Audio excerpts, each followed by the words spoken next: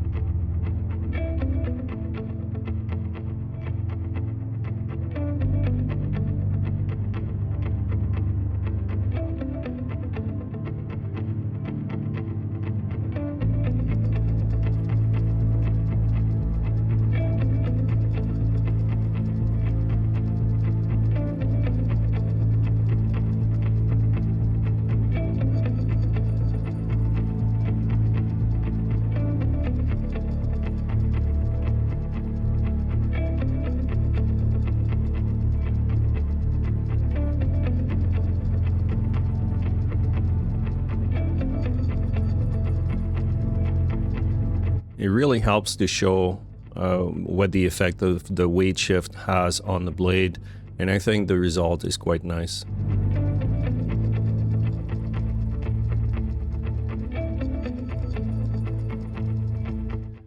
I'm trying to learn as much as I can about everything that might be useful, and one thing I learned this week is about how the physics engine of Unity works and how Fusion 360 is exporting its model and the problem it can bring. So if I take the model of the blade that I've modeled in Fusion 360 and I bring this into a 3D modeling software, you can see that the yellow one is the one that is exported by Fusion.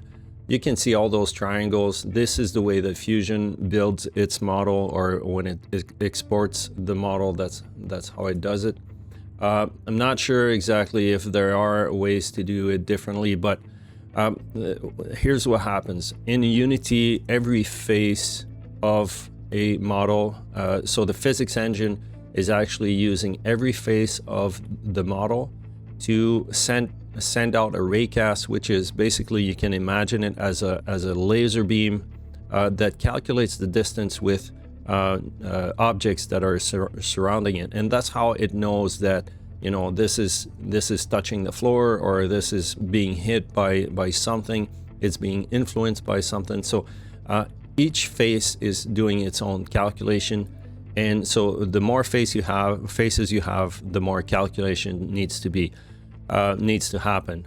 The thing is, I don't need all the faces to do calculations. You know, the side faces are not needed really. So it puts a lot of extra work the Unity has to do. Even those triangles at the bottom, those could be flat faces. I mean, there's no angle between the two triangles, so it's just the way it's built. So now what I have to do is to, because I'm going to be comparing different profiles, I'm going to have to simplify the mesh so that Unity has a better is better capable of handling it. A third thing is the resolution between the different arcs are different. So since I'm really going to be working mostly comparing mostly the profile, which is the center part here, and that has less resolution, I'm gonna have to modify that. I'm not sure yet if it's inside 360 or inside something like Blender here that I'll have to do. I have a pretty good PC, so it shouldn't be an issue, but really it's just a bit time consuming. It's not that hard. So if I do this and this, you know, it's not that hard to do.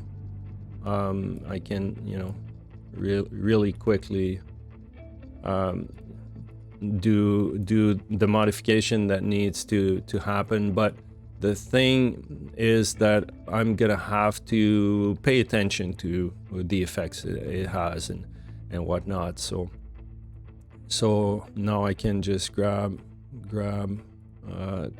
the edges and extrude this in X, and then delete those edges. So take this face here and extrude it back. Oop. So first I gotta make it into a face. So here, and then extrude it back in X. Let's do this first so that we can see it. So, and extrude it back about the same width.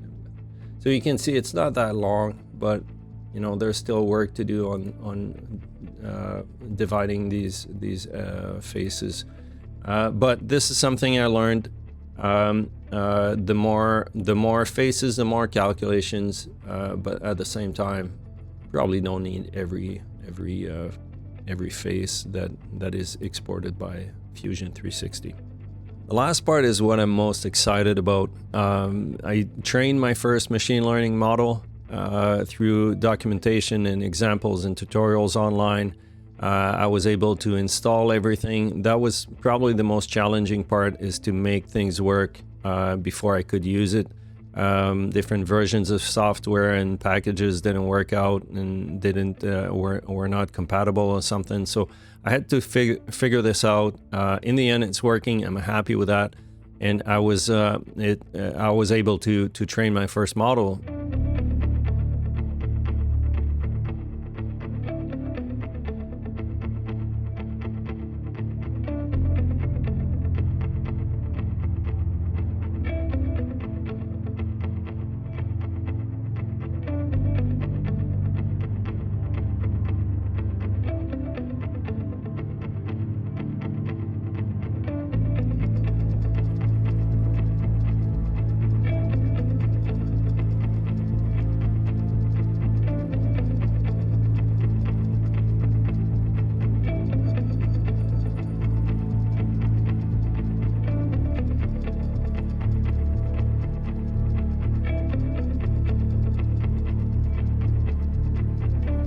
The next logical step was to build my own setup and try with my own models. So the conclusion is I have a lot to learn, but to try to figure out the information that you have to feed the agent and the information that comes out, I'm using reinforcement learning, so I understand the principle of it, but to know the exact information that you have to communicate to the agent in order to get the result you're trying to get is quite a challenge, and but the process was a lot of fun.